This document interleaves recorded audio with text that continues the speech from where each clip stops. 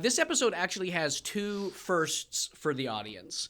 Even though we shot it out of order, and there's some weird stuff with that. But, like, we have two firsts. The first one is we see Rico for the first time. Yeah. The second thing that we see in this episode for the first time is somebody fly over the back of the berm That's on the beach. true. So, like, if you remember that set, it's the beach, it's the surf shack, and you go up the hill, and the ocean's on the other side, and there's a big drop-off.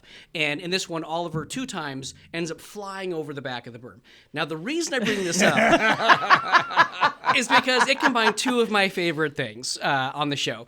So Mitchell Musso and I used to play this game that I have dubbed Toss the Rico, which basically involved anytime we could, we would literally grab Moises, pick him up over our heads like John Cena, walk up the berm, and chuck him off the backside.